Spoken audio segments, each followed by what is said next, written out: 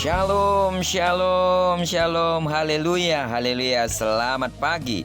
Terpujilah Tuhan kita yang hidup. Hari ini kita patut bersyukur karena dalam anugerahnya Dia telah memberkati tidur malam kita dan membangunkan kita serta memberikan kita satu hari lagi, tepat di hari Selasa tanggal 10 Agustus tahun 2021. Percayalah bahwa di sepanjang hari yang luar biasa ini sampai terbenamnya matahari, Tuhan akan tetap menyatakan kuasa namanya sebagai Allah yang Immanuel. Amin. Sebelum kita melakukan aktivitas kita hari ini, marilah kita sama-sama kembali menundukkan hati kita untuk merenungkan firman Tuhan yang akan menjadi pedoman dan pelita hidup kita dalam menjalani hari ini. Hari ini kita akan melanjutkan perenungan kita dalam pembacaan Alkitab satu hari satu pasal yang kita ambil dari pembacaan 21 hari bersama kitab Hakim-Hakim. Hari ini kita telah berada di hari yang keempat, maka kita akan membaca kitab Hakim-Hakim pasal yang keempat ayat pertama sampai dengan ayat yang ke-24.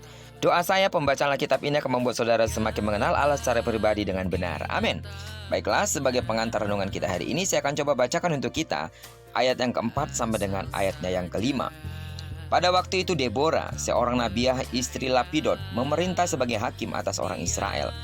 Ia biasa duduk di bawah pohon korma Deborah antara Rama dan Betel di pegunungan Efraim, dan orang Israel menghadap dia untuk berhakim kepadanya.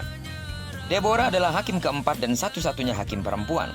Ia juga seorang nabi, mediator, penasehat, dan konselor yang baik. Bisa dikatakan, ia adalah salah seorang perempuan berpengaruh pada zamannya. Mengapa Deborah bisa sangat berpengaruh? Saat itu adalah zaman patriarki. Perempuan dianggap tidak penting, warga kelas 2. Walau begitu, ia tidak merasa rendah diri. Ia tetap melakukan tanggung jawabnya sebagai seorang perempuan dengan baik.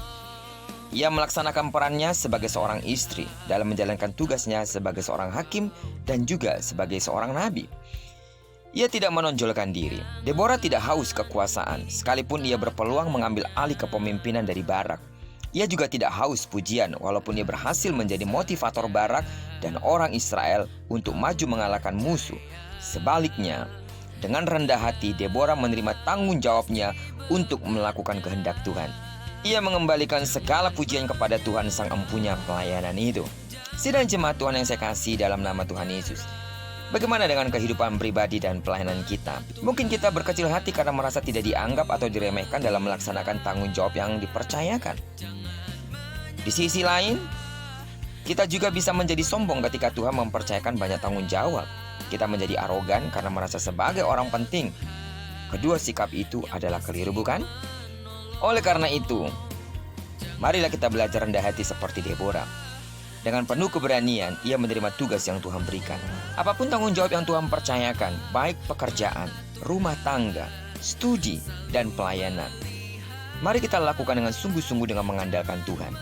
Kalau berhasil, setiap pujian kita terima dengan rendah hati dan mengembalikannya kepada Tuhan. Amin. Sebab Ia yang memampukan kita untuk menyelesaikan semuanya itu.